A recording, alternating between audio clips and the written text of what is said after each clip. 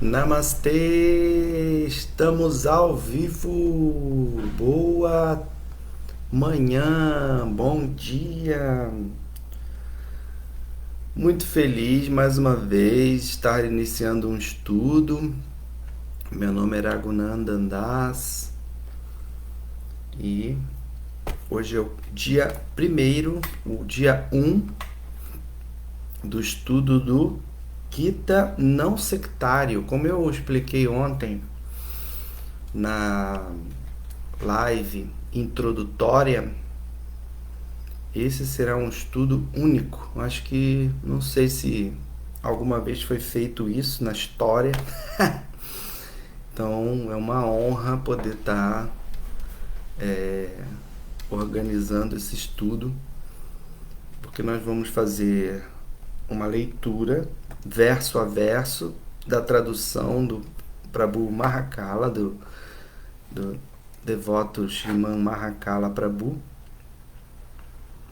que traduziu do inglês, cuja tradução foi o seu próprio mestre, seu próprio professor de Bhakti Yoga, Srila Bhaktivedanta Swami Maharaj. Então fiquem à vontade. Para fazer perguntas ao vivo, vocês têm que ter uma conta no Facebook, tá? Se vocês estiverem assistindo ao vivo, uma conta no Facebook. Porém, após a postagem no Instagram e no YouTube, vocês vão poder fazer perguntas o quanto quiserem. Então, nós estamos aqui no Vedabase, que é um local onde a literatura védica está online, disponível, de graça, né? Bhaktivedanta Vedabase, esse site tem várias línguas, você pode pesquisar. E a gente está aqui direto com o texto do Bhagavad Gita, Srimad Bhagavad Gita, compilado por Srila Vyasadeva, um personagem histórico, um personagem clássico que compilou a literatura sagrada antiga da Índia, que a gente chama de literatura védica. E essa releitura espiritualista do Bhagavad Gita começa agora. Bem-vindos todos. Podem perguntar à vontade, tá bom? Então vamos ao início do estudo. Estamos com 7 minutos de live. A gente colocou uma musiquinha antes.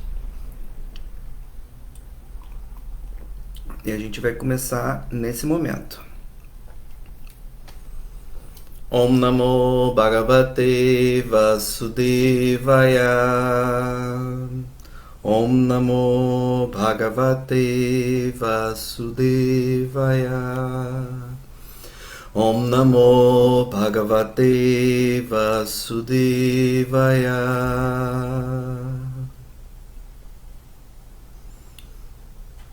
Srimad Bhagavad Gita, capítulo 1, observando os exércitos no campo de batalha de Kurukshetra. Verso 1. Dhritarashtra disse: Ó Sanjaya, após meus filhos e os filhos de Pandu se reunirem no lugar de peregrinação em Kurukshetra, desejando lutar, o que fizeram eles? Então aqui no verso 1 a gente já vai começando a ter ciência do que está acontecendo, né? O título é Observando os Exércitos no Campo de Batalha. Então, no mínimo, esses dois personagens do primeiro verso estão observando dois exércitos que estão num campo de batalha chamado Kurukshetra. Lembrando, gente, que o Srimad Bhagavad Gita é um capítulo, é um pedaço de um épico maior, muito grande, muito maravilhoso, chamado Mahabharata, que é a história da grande Índia. Maha, grande, Bharat, Índia. Por quê? Porque na época a Índia era praticamente o mundo inteiro, né? Hastinapur era a capital e o rei Dhritarashtra, que está falando aí no verso, era o rei praticamente do mundo inteiro, porque o exército dele era invencível, era mágico e era enorme, né? Então ele, o rei de Hastinapur, falou para o seu cocheiro: ó Sanjaya, após meus filhos, os filhos de Pandu, Pandu era o irmão de Dhritarashtra. Então, os meus filhos eram os príncipes e os filhos de Pandu eram os filhos do irmão do rei, Pandu. Por isso que eles se chamavam Pandavas. Eles eram 5 homens se reunirem no lugar de peregrinação, né? Kurukshetra então não era só um lugar de batalha, também era um lugar de peregrinação. E eles estavam lutando entre eles, quer dizer, primos lutando entre si. E diz a lenda que Sanjaya, ele tinha visão transcendental, ou como a gente diz hoje em dia, ele era médium. Ele tinha o dom da visão. Eles estavam muito longe na montanha e Sanjaya assistia tudo o que estava acontecendo no campo de batalha por uma tela mental, já que Dhritarashtra era cego, ele não conseguia enxergar nem se estivesse lá no campo de batalha. Então ele pediu para Sanjaya, seu cocheiro clarividente, para que visse o que estava acontecendo lá. Então só no primeiro verso já dá para ter a noção do que estava acontecendo. Verso 2. Sanjaya, esse cocheiro, disse: ó rei, após observar o exército disposto em formação militar pelos filhos de Pandu, o rei Duryodhana foi até seu professor e falou as seguintes palavras. Mas se Dhritarashtra era o rei, por que no verso 2 está escrito que o rei Duryodhana foi até seu professor e falou as seguintes palavras? Porque Duryodhana era o filho mais velho de Dhritarashtra, era o príncipe herdeiro. Então ele está lá no campo de batalha, num dos exércitos, e ele foi até seu professor lá no campo de batalha, professor de armas, e falou as seguintes palavras. Verso 3. Ó meu mestre, esse é Duryodhana falando. Olhe só o fabuloso exército dos filhos de Pandu, tão habilmente disposto pelo seu inteligente discípulo, o filho de Drupada. Aqui não fica claro se o inteligente discípulo é do próprio mestre e que eles tinham um professor de armas chamado Drona Acharya.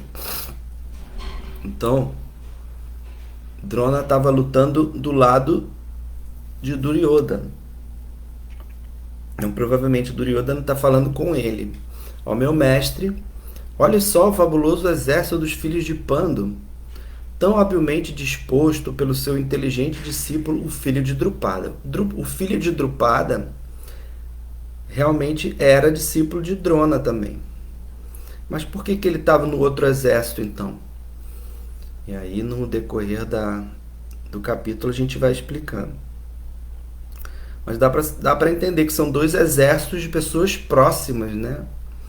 E as pessoas vão pensar, poxa, eu vim aqui assistir uma aula sobre espiritualidade, sobre princípios espirituais, de um livro sagrado, e vocês vêm falando logo de guerra aqui, né?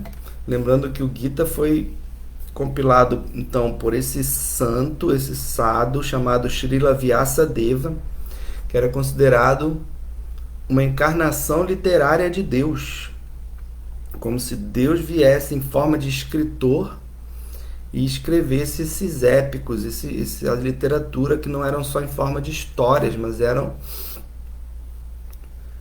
filosofia, contos, tratados, livros de lei, né?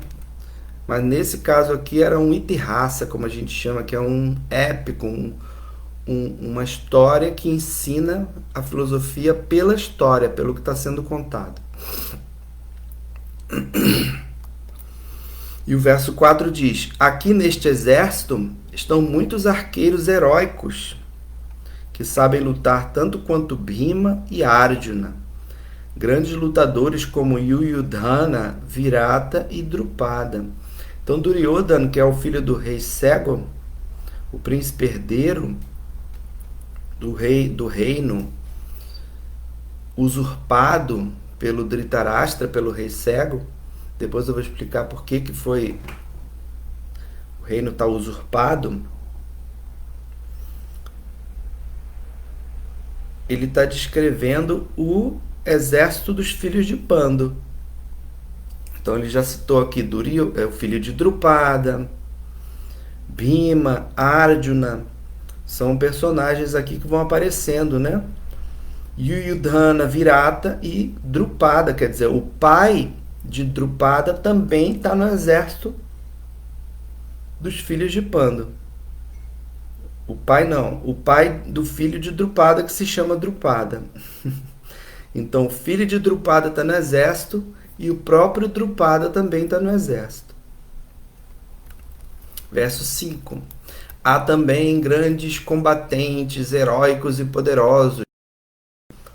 Drishtaketu, Chekitana, Kashi, Purujit, Kantibhoja e Shebe. Gente bonito, nome bonito, ostentoso. Verso 6. Há o Ramânio, poderosíssimo Utamoja, que é o filho de Subhadra, e os filhos de Draupadi. Todos esses guerreiros lutam habilmente em suas quadrigas. Guardem esses nomes, tá, gente? Subhadra e Draupadi. São duas mulheres. Subhadra é a irmã do próprio Krishna e Draupadi é a esposa dos Pandavas. Né? Eles ficam aqui citando que esse exército com esses nomes todos é o exército dos filhos de Pandu, portanto é o exército dos Pandavas. Aqui em cima foi citado Arjuna, Bhima. Arjuna e Bhima são dois dos 5 Pandavas.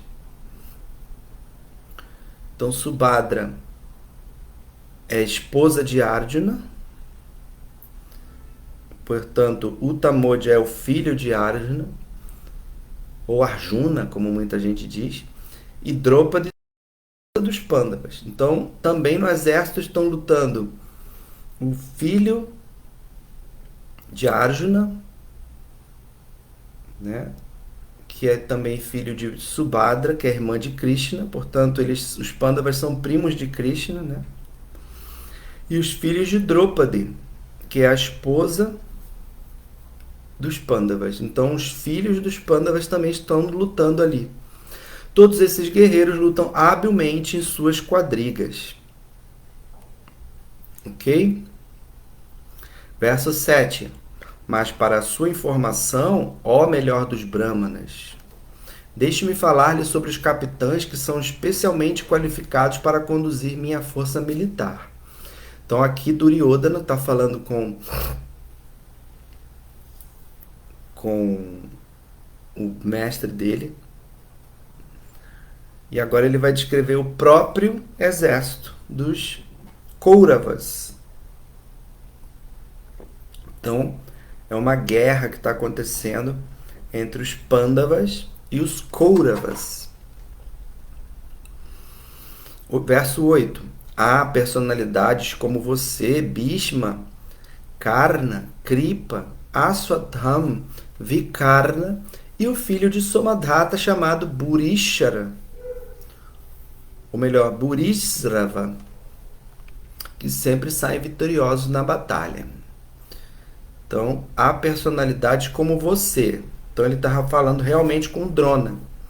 Dronacharya, Karna, Kripa, Aswatham, Vikarna.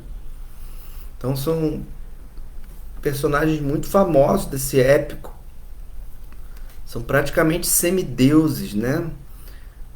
Pessoas que tinham poderes místicos, poderes bélicos, né? Segundo a lenda, nessa época as pessoas não viviam só 100 anos, elas viviam no mínimo 1000 anos de idade, como é inclusive descrito na Bíblia, né?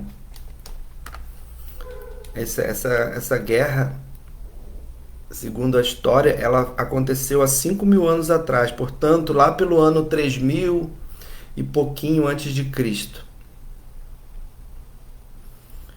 Então, quem lembra, né? Nessa época também, ali no Oriente Médio, é dito que era a mesma época, mais ou menos, onde, segundo os judeus, estava acontecendo ali o Velho Testamento.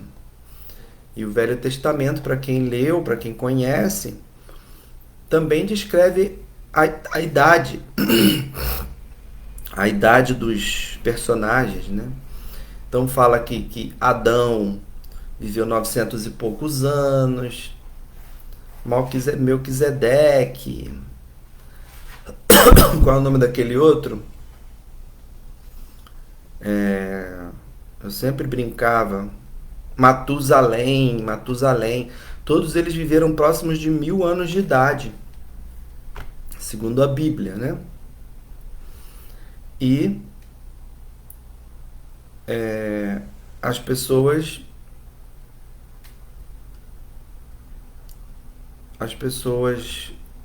também nessa época viviam 1000 anos, então não eram pessoas comuns, né?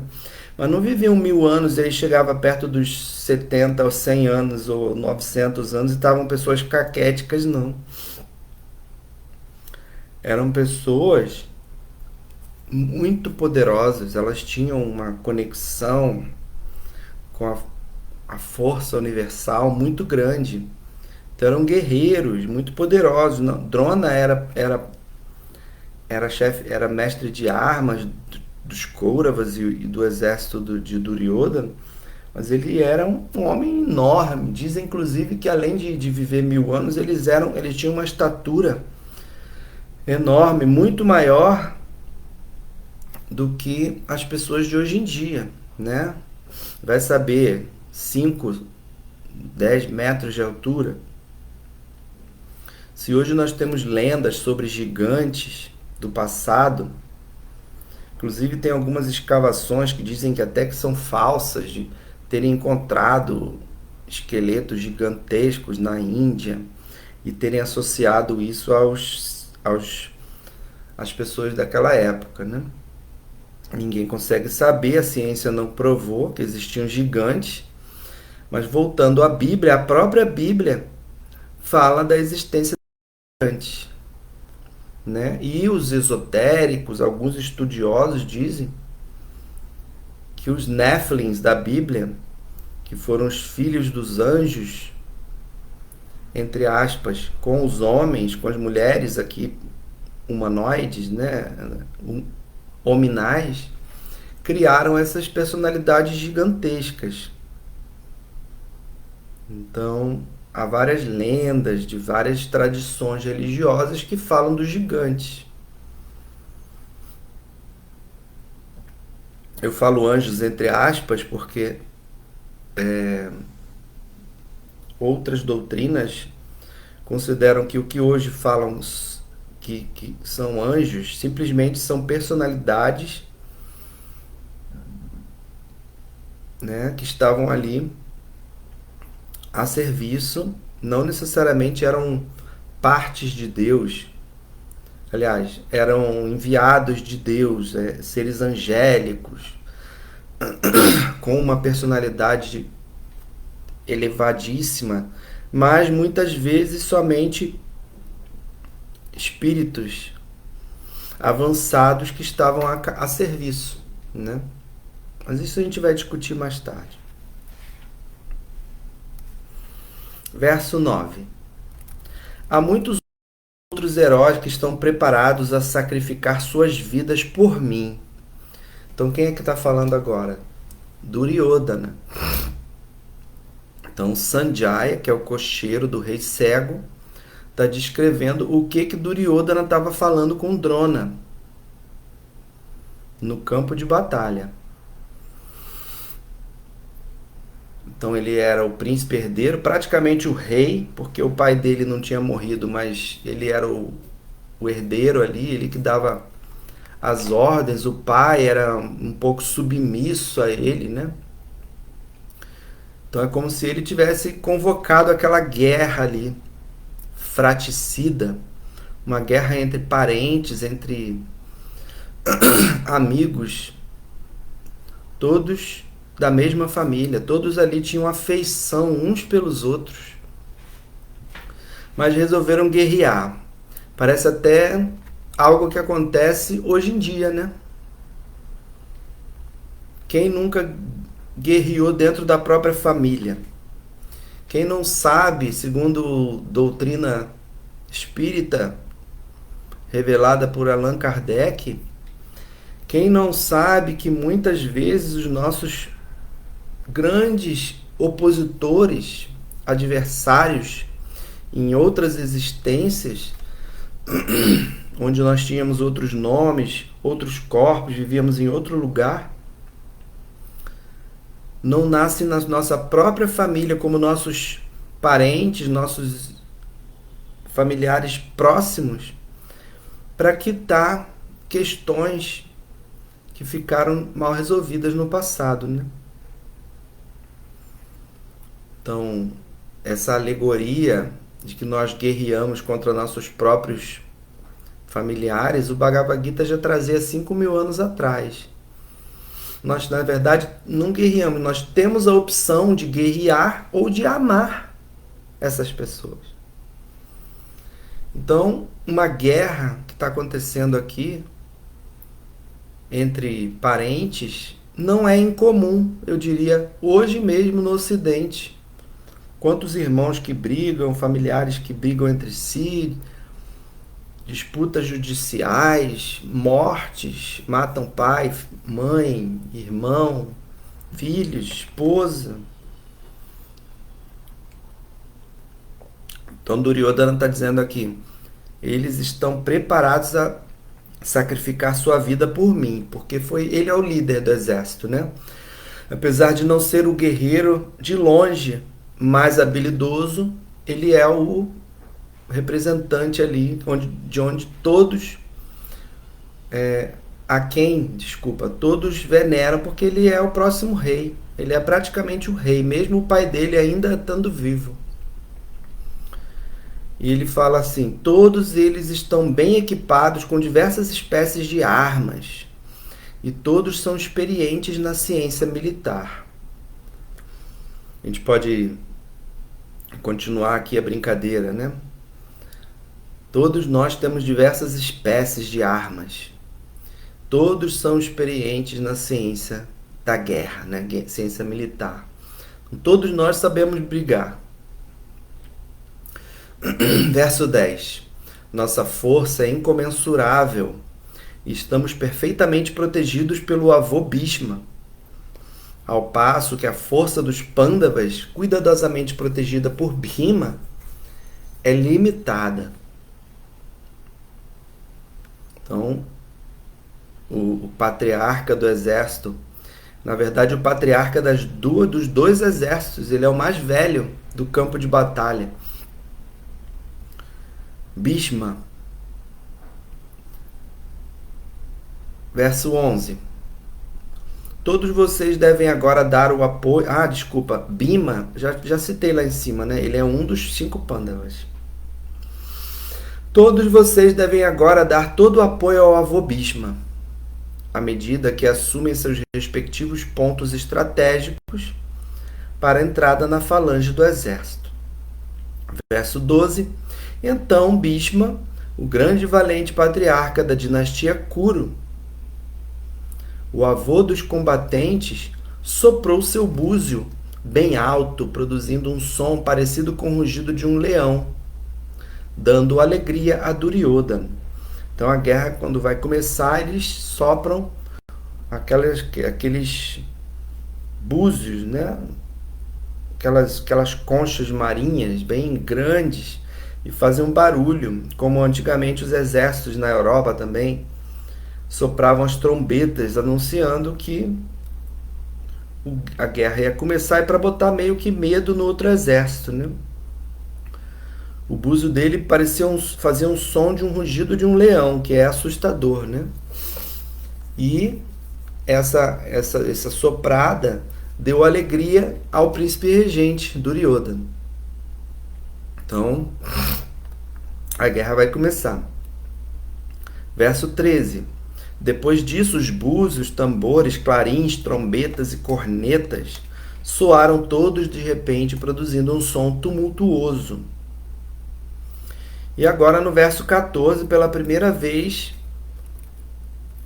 vai ser citado o nome da Suprema Personalidade. E diz assim, o verso 14. No outro lado, o Senhor Krishna e Arjuna, ou Arjuna,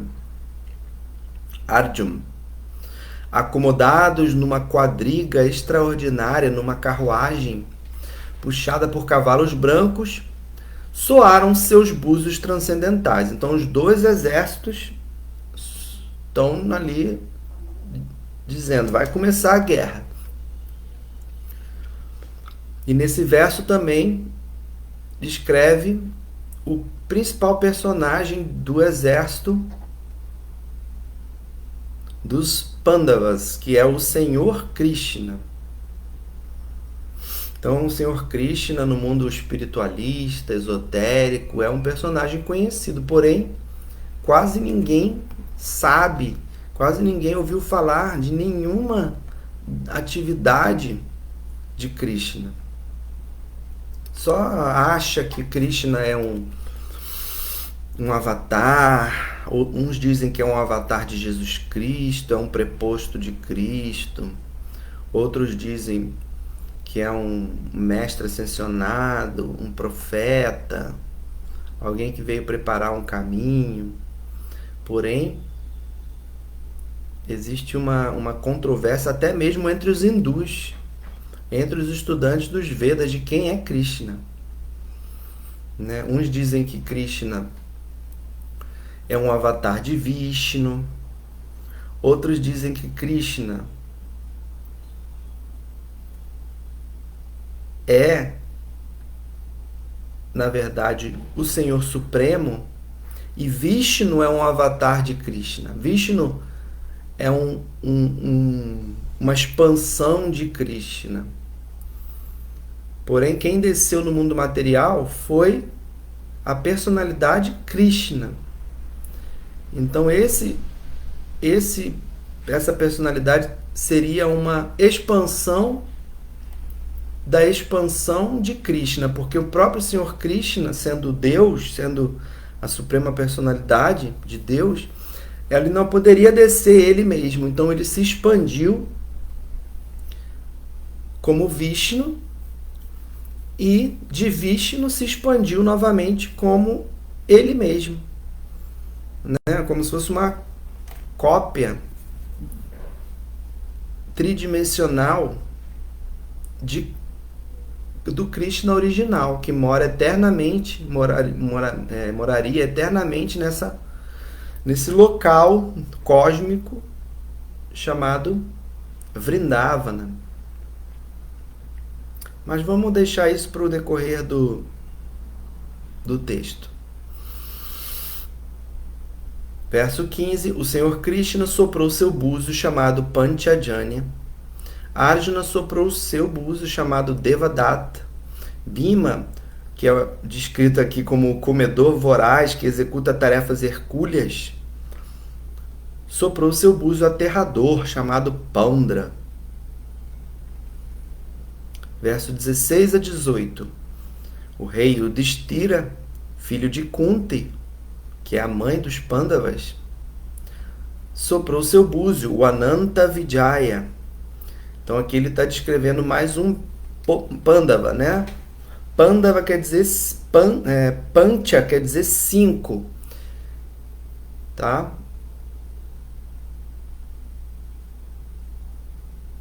Por isso que são 5 Pandavas. Da onde vem a palavra Pandu. Então, como ele fala aqui, o rei Yudhishthira, outro rei, apareceu outro rei aqui na história, como é que é isso? Por que ele chama de o rei Yudhishthira? Porque Yudhishthira, o filho de Kunti, é o filho mais velho dos Pandavas. E como tanto Dhritarashtra quanto seu filho Duryodhana usurparam o reino de Hastinapur, que era a capital do mundo, né? A capital de Bharata, da Índia. E isso é uma dica sobre quem é o verdadeiro rei da terra, né? O filho mais velho de Kunti, que é uma das esposas de Pandu, que é o irmão do atual rei, que é cego. Naquela época, segundo a tradição, os reis considerados deficientes, eles não podiam assumir cargos de reis, cargos executivos, né, de chefes de nação. Então Pandu era o rei legítimo. Só que o reino foi usurpado e o filho de Dhritarashtra, do rei cego, já estava de olho no reino. Porém, o rei legítimo, como está dizendo aqui no verso 16 a 18, é Yudhishthira. Ele também está ali no campo de batalha. E o nome do búzio dele chamava Ananta Vijaya.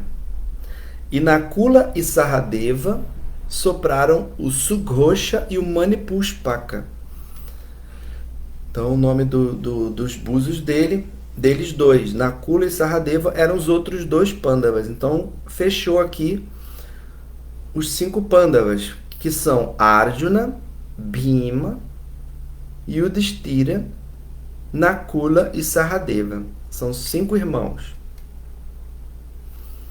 Aquele grande arqueiro, o rei de Kashi, o grande lutador Shikandi, Drishtadyumna, Virata, o invencível Satyaki, Drupada, os filhos de Draupadi e outros, ó rei, tais como o poderoso filho de Subhadra, todos sopraram seus respectivos búzios. Então ele continuou descrevendo aqui outros guerreiros que também já estavam ali no campo de batalha. Ok? Eu pensei a princípio fazer meia hora de estudo, mas esse primeiro capítulo é bem importante, então talvez passe um pouquinho, tá bom? Verso 19. O som proveniente desses diferentes búzios tornoso, vibrando no céu e na terra, abalou os corações dos filhos de Dhritarashtra. Então o que quer dizer isso? Dhritarashtra, o rei cego, ele tinha 101 filhos. Um era uma mulher e 100 eram homens que estavam ali também. Então, o que quer dizer esse verso? Que esses búzios assoprados pelo exército dos Pandavas era tão estrondoso, vibrou no céu e na terra e deixou os filhos de Dhritarashtra, quer dizer, deixou o outro exército abalado, morrendo de medo, abalou os corações, eles ficaram ali apavorados com o som da guerra, da morte que estava se aproximando. Ok? Gente, não esqueçam, façam perguntas, tá bom? Leiam a introdução, o prefácio, que eu não estou lendo aqui porque eu quero fazer uma coisa mais dinâmica. Mas é importante todos saberem do que se trata esse livro. Eu não vou aqui perder um grande tempo explicando, porque é um livro relativamente famoso, né? Até o Raul Seixas leu esse livro, né? Ele fez uma música no verso, eu acho que não sei se é no capítulo 7 ou no capítulo 10, acho que é no 7. O Raul Seixas pegou uma parte do capítulo 7 e fez aquela música chamada Gita, que é justamente o nome desse livro. Bhagavad Gita, a canção de Deus. Novamente, como eu disse na live introdutória, Bhagavad é Deus e Gita é canção. Então esses versos aqui, em sânscrito, vão contando essa história em verso, né? E tem uma hora que quem conhece essa música Gita pode localizar ali no texto do capítulo 7 essa música, esses versos aqui do Bhagavad Gita, que Raul Seixas provavelmente se apaixonou, como tantas outras pessoas se apaixonaram por esse livro. E não é um livro religioso, é um livro filosófico, né? Portanto, ele não deve ser interpretado por quem não conhece a história, quem não sabe, quem não estudou. Porque ele não é um livro literal, ele não é um livro manual. Uma pessoa pode pegar esse livro e falar: ah, não, é um livro sagrado, fala de guerra, então a guerra pode se justifica, né? Não. Eu só estou fazendo a leitura desse livro porque por anos eu estudei com mestres muito fidedignos, né? E eu não sou um mestre, obviamente, nem pretendo ser, mas eu tento seguir aqui a orientação de ser o mais fidedigno possível. Na leitura, na tradução, que não fui eu que fiz também, eu só estou reproduzindo e estou falando o que eu ouvi dos mestres e dando essa interpretação ocidental aqui, fazendo referências sobre o que está acontecendo aqui. Tá? A questão aqui não é isso tudo aconteceu ou não, eu não estou questionando isso. Mas o que se pode tirar de ensinamento para os dias de hoje? E é importante conhecer aqui as palavras de Krishna. Por que ele quis que esse livro, falado por ele mesmo, ditado para Vyasadeva, perdurasse até hoje, gente. 5.000 anos. Né? Esse conhecimento já existia antes mesmo, essa história já existia antes mesmo dela ser compilada por Vyasa. Mas eu vou esperar as perguntas e a gente vai respondendo no decorrer. É importante também ficar uma duvidazinha. E aí, gente, o verso 20 é um verso também muito importante, onde ele vai descrever o início do Bhagavad Gita, o início da história mesmo. Até aqui foi introdução. Mas no verso 20, Sanjaya, descrevendo para o rei cego, fala o seguinte: naquele momento, Arjuna, o filho de Pandu, sentado na quadriga que portava a bandeira estampada com a marca de Hanuman, pegou seu arco e preparou-se para disparar suas flechas. Então, um dos Pandavas, Arjuna, se preparou para disparar as flechas. Ele estava ali em cima da carruagem, uma carruagem inspirada pela marca de Hanuman, que quem também estuda conhece, né? Eles chamam de Deus macaco, mas na verdade Hanuman é um devoto de Rama, do Senhor Rama. Naquela época é dito que existiam homens macacos que falavam, homens com aparência de macacos inteligentes, né? Então, para um bom entendedor, Ou para quem gosta de analogias, quem são os homens macaco inteligentes, né? Não vale dizer que são os homens das cavernas, que pareciam macacos, né? Outros vão associar a extraterrestres com aparência de macaco. Porém, eles não eram homens das cavernas ou homens macacos, muito menos pessoas comuns, né? Principalmente Hanuman, que segundo a tradição, é um avatar do próprio Senhor Shiva. Então, Hanuman não é definitivamente uma pessoa comum. E ele era o símbolo, o ídolo do exército de Arjuna.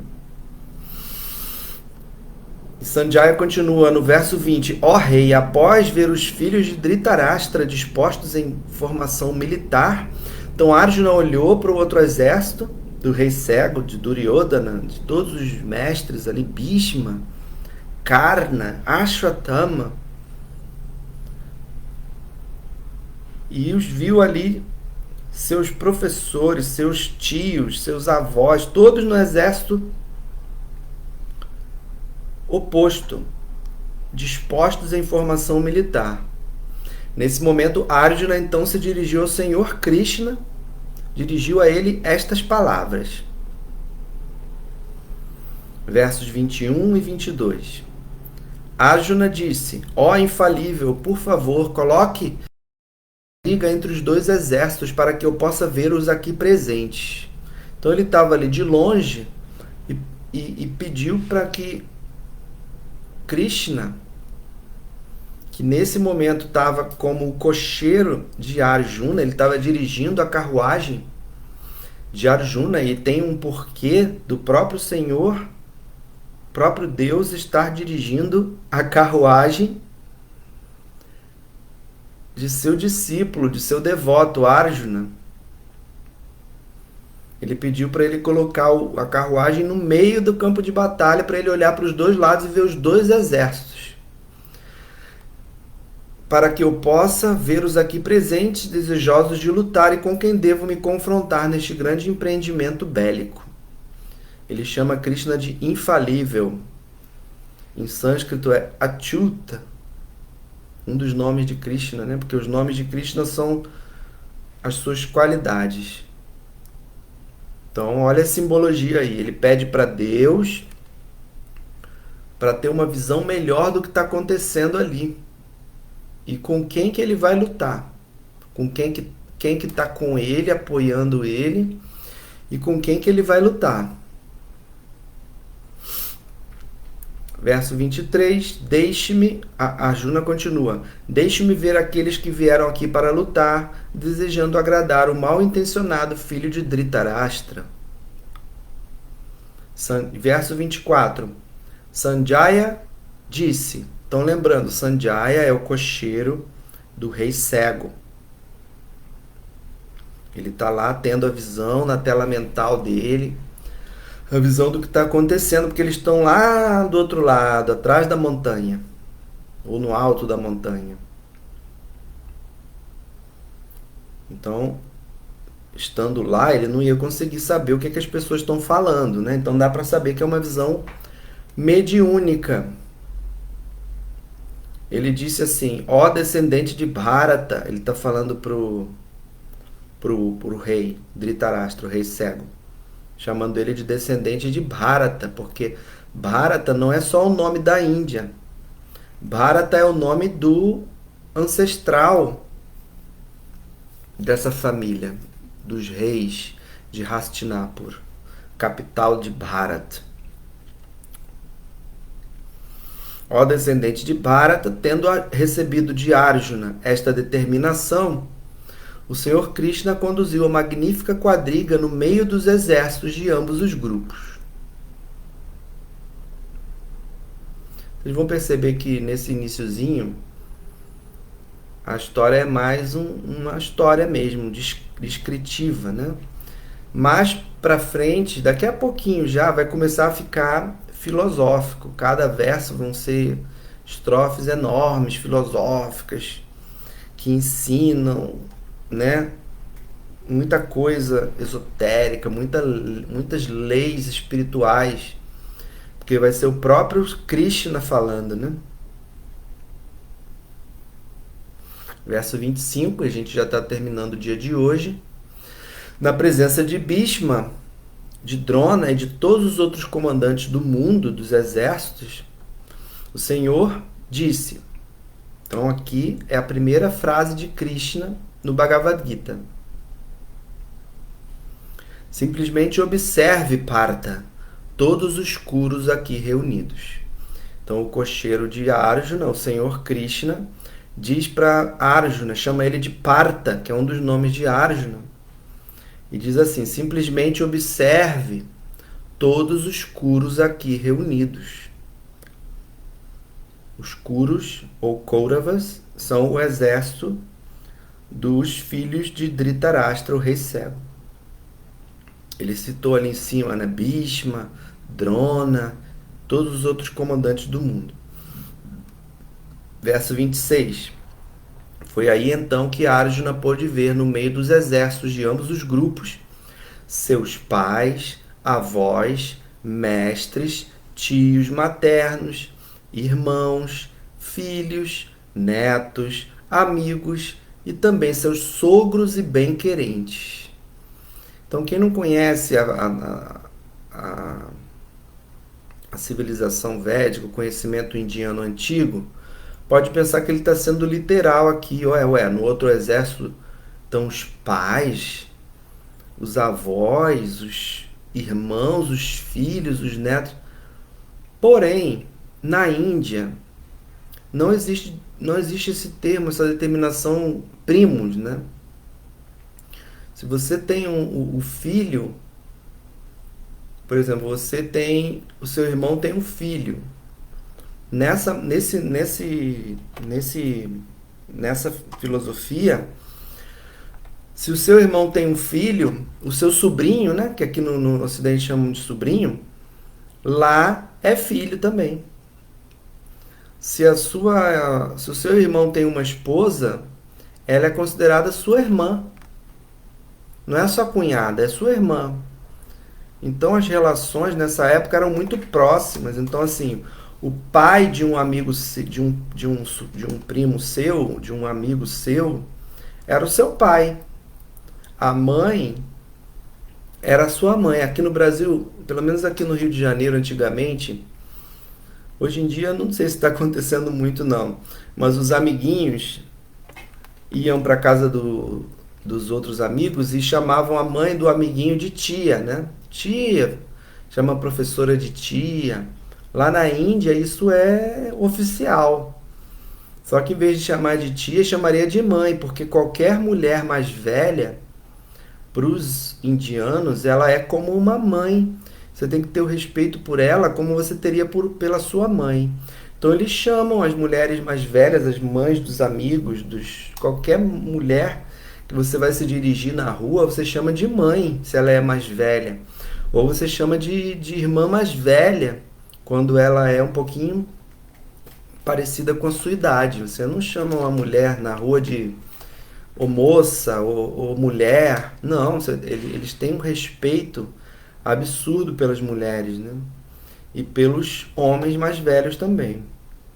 Então, por isso que ele fala que avós, né, provavelmente são os homens mais velhos do exército, porque as mulheres não guerreavam nessa época.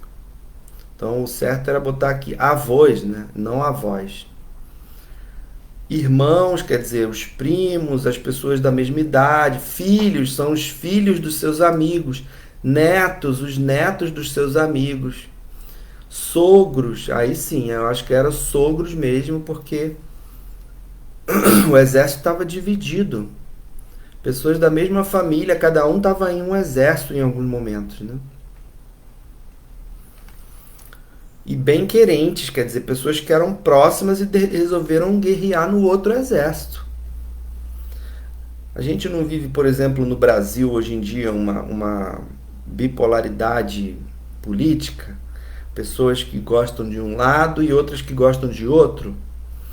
E pelo menos nas duas últimas eleições não teve guerra até dentro da família, pais e filhos, cada um falando mal, brigando, rompendo um com o outro por causa de posição política.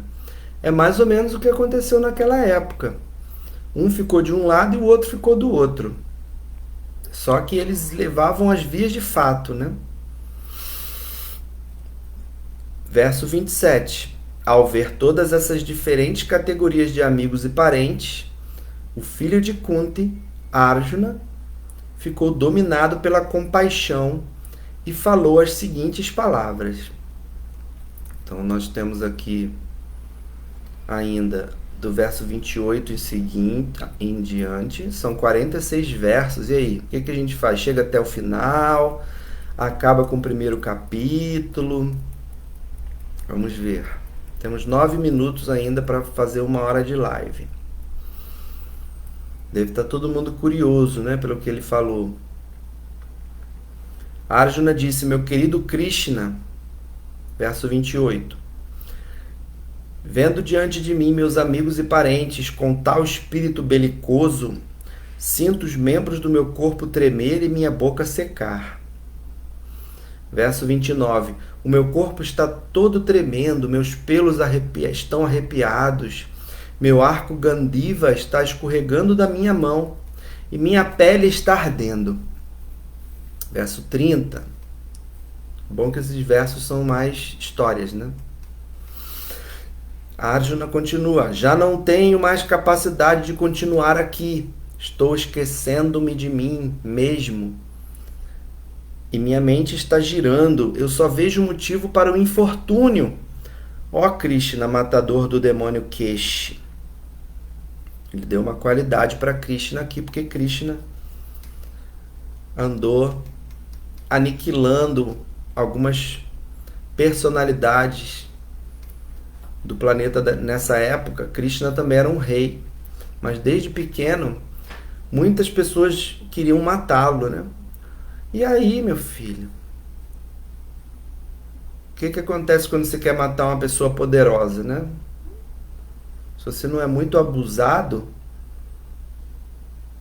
se você é muito abusado e chega para matar alguém que tem muito poder, quem acaba morrendo é você. E uma dessas personalidades demoníacas que Krishna teve que matar foi esse demônio aí chamado Keshi. Por isso que um dos nomes de Krishna é Keshava. E aí Arjuna diz isso: eu só vejo motivo para o infortúnio nessa guerra fratricida, né? Guerra familiar. Verso 31. Não consigo ver qual o bem que decorreria da morte de meus próprios parentes nesta batalha. Nem posso eu, meu querido Krishna, desejar vitória alguma, reino ou felicidade subsequente. Então ele está vendo aquela situação ali. Ele é o que hoje chamariam de ovelha roxa da família. Ovelha contrária da família. Ovelha violeta da família. Igual aquela música da Rita Lee, né? Você é ovelha da família. Então ele é aquele que dentro de uma família onde o pau tá cantando, onde todo mundo só quer saber de materialismo, de ser feliz, ele é aquele que acende o incenso, começa a ler o livro ali, qualquer um, de São Cipriano, um livro muito doido, que fala de reencarnação, que fala de vidas sucessivas, né? É aquele que se destaca pela excentricidade espiritual, vamos chamar assim. Então, Arjuna, a gente pode dizer que ele é o cara que contesta aquela situação. Peraí, como assim eu tô no meio de uma guerra entre meus amores, as pessoas que eu mais amo? Ele fala: eu só vejo motivo para infortúnio. Não consigo ver o bem que decorreria da morte dos meus próprios parentes nessa batalha, e nem posso eu, meu querido Krishna, desejar vitória alguma, reino ou felicidade subsequente. Versos 32 a 35. Ó Govinda, que nos adiantam um reino, felicidade ou até mesmo a própria vida, quando todos aqueles em razão de quem somos impelidos a desejar tudo isto estão agora enfileirados neste campo de batalha. Ó Madhusudana! Aí a pessoa pensa, com quem que ele está falando? Ele não está falando com Krishna? Como é que está falando aqui Govinda, Madhusudana? Né? Ele diz, ó Madhusudana, quando mestres, pais, filhos, avós, tios maternos, sogros, netos, cunhados e outros parentes estão prontos a abandonar suas vidas e propriedades e colocam-se diante de mim, por que deveria eu querer matá-los, mesmo que por sua parte eles sejam capazes de matar-me? Ó mantenedor de todas as entidades vivas, não estou preparado para lutar com eles, nem mesmo em troca dos 3 mundos, muito menos desta terra. Que prazer obteremos em matarmos os filhos de Dhritarashtra. Então, explicando esse verso, ele chama Krishna de Govinda e de Madhusudana porque, como eu falei lá em cima, Krishna tem muitos nomes, tantas quanto as suas qualidades, que são infinitas. Então, são infinitos nomes, tá? E aqui Arjuna continua a sua elucubração, sua constatação de que aquela situação ali não está certa, não. E a gente pode pensar nas doutrinas que a gente estuda hoje em dia, né? Mesmo sabendo que quem é da nossa família hoje pode não ter sido em outras existências e que às vezes eles vieram justamente para equilibrar essa relação, porque um parente, uma pessoa próxima, é desejável, é entendível no mundo que a gente tenha afeição por essas pessoas, tem amor por essas pessoas, um primo, um tio, mesmo não acontecendo muito hoje em dia, né? A gente tem aquele tio distante, aquele primo distante, cunhado, que é só uma pessoa ali da sua família. Mas antigamente era assim também. As pessoas da sua família eram irmãos, primos, todos amores, né? E nessa vida eles vieram assim por um motivo, tá? Enfim, Arjuna não estava pensando que na outra vida eles eram parentes, apesar deles terem esse conhecimento das vidas sucessivas naquela época. Não é um conhecimento que o Espiritismo veio trazer. Na verdade, o Espiritismo bebeu dessa fonte. Esses espíritos que ensinaram o Espiritismo no século XIX, ali na Europa, eles aprenderam de algum lugar.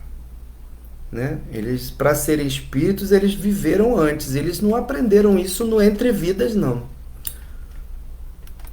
Tem uma filosofia anterior ao ensinamento do Espiritismo. Então, eu valorizo muito o Livro dos Espíritos, os livros dos médiuns, mas ele, como eles mesmos se chamam, ele é só uma codificação de um conhecimento que já existe. É um compilado mesmo, ocidental, para que os ocidentais aprendam, né?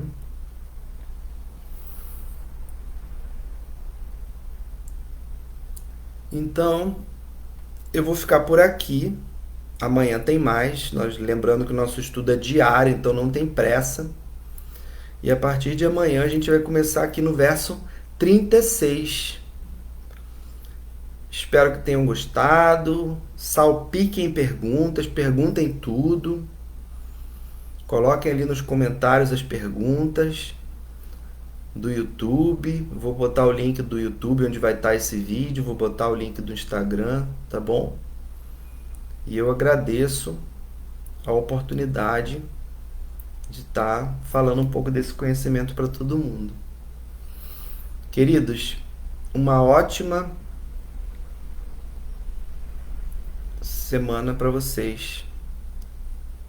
Uma ótima terça, uma ótima semana de muitas bênçãos. E eu encerro por aqui. Gaura Premanande Hari Haribol.